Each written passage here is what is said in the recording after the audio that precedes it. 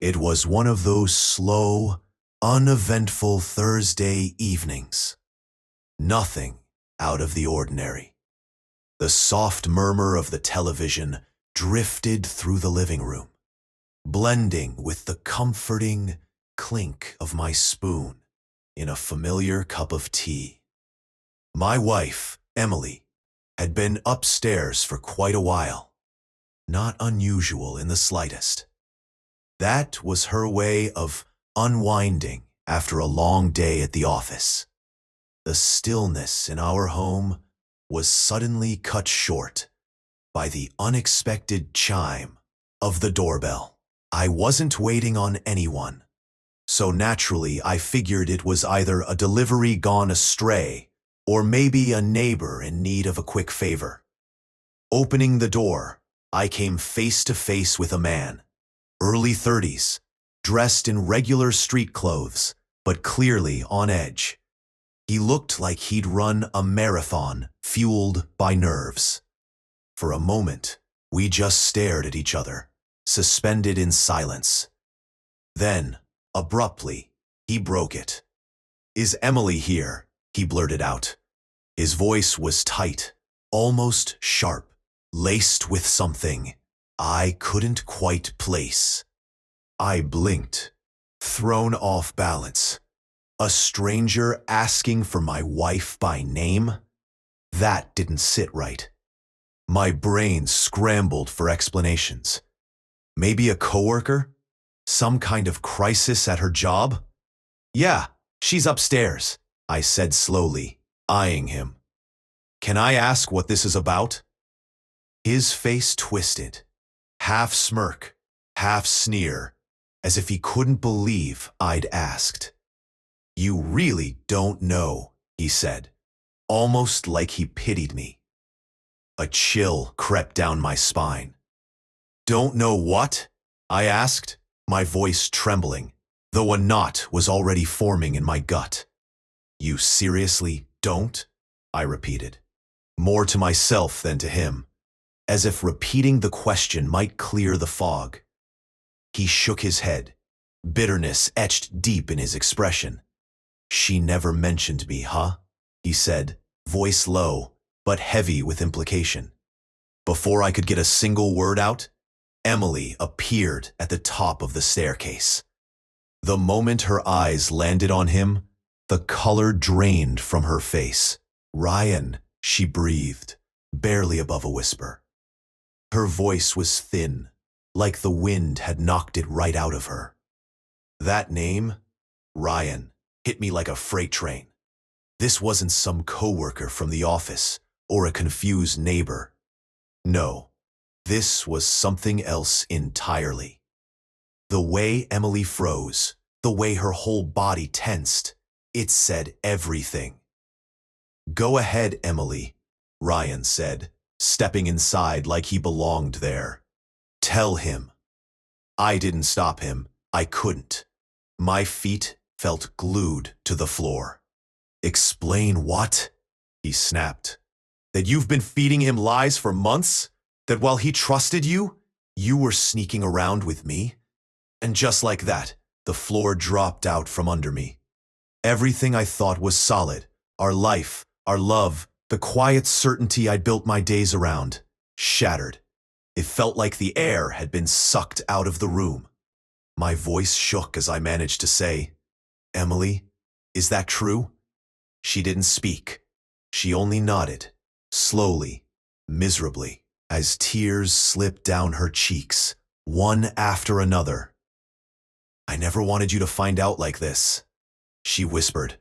Ryan let out a bitter laugh that echoed through the room. "Oh yeah? So what was the plan, huh? Keep juggling both of us? Smile sweetly at him while sneaking off with me?" I couldn't hold it in anymore. My chest felt like it might split open from the pressure building inside. I needed answers, real ones, so I looked at her, trying to steady my voice, and asked, "Why? How could you? When did this E?" That was when Emily broke. Her face crumpled, and she finally let the truth spill out. She'd met Ryan a few months back during some work conference. At first, it was just innocent flirting, or so she told herself. Nothing serious, nothing real. But then, things snowballed. Fast.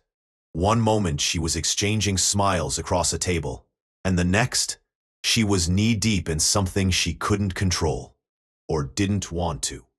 Ryan didn't show up that evening, hoping to smooth things over. No, he was furious. Fuming, actually. He said Emily had lied to him too, told him she was going to leave me, that it was over. Only, she never followed through.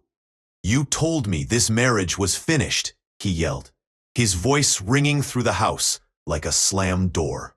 Her apologies blurred into a meaningless mess. Words tumbled from her lips, but I couldn't hold on to a single one of them. I felt gutted, hollow, like everything I'd believed in had just been exposed as a cruel illusion. The trust I had placed in her, gone. The love I'd clung to, torn apart, piece by piece. I turned to Ryan then. His anger had dimmed, replaced by something else. Guilt, maybe, or just the realization that he'd stepped into a disaster. "You said what you came to say," I told him, my voice oddly steady. "Now leave." He paused, like he wanted to say more. But then, without a word, he turned around and walked out the door. Emily tried to follow, tried to talk, tried to explain, but I couldn't hear it. I couldn't see her the same way anymore. The woman standing in front of me felt like someone else entirely, a stranger wearing the face of the person I once loved. That night, I packed a bag in silence. The house that had once felt like home now pressed in on me from all sides, suffocating. It wasn't a sanctuary anymore. It was just a shell filled with broken promises and unbearable echoes. And so, I left, closing the door behind me on everything I thought I knew. The weeks that followed passed in a haze, an overwhelming mix of anger, sorrow, and long, soul-searching nights. I walked around in a daze, going through the motions, while trying to make sense of everything. Her betrayal wasn't just about the affair. It was the unraveling of everything we'd built together, the complete collapse of trust, of certainty, of us. Eventually, I filed for divorce. It was a painful decision, but necessary. Piece by piece, I began the long, grueling process of picking up what was left of my life and trying to rebuild it from scratch. And somewhere along the way, in the quiet moments between grief and acceptance, I started to understand something deeper, something about myself, about resilience, about the quiet kind of strength it takes to keep moving when your world's been turned upside down. The hurt didn't vanish overnight. It still lingered like an old scar, tender to the touch. But I came to see that what Emily did wasn't a reflection of my value. It wasn't about me not being enough. It was her decision, her failure, not mine. That knock on the door, it marked the end of the life I thought I had. But strangely, it also opened the door to something else, a blank page, a second chance, a future where I could finally stop putting someone else's happiness ahead of my own and start choosing peace, my peace.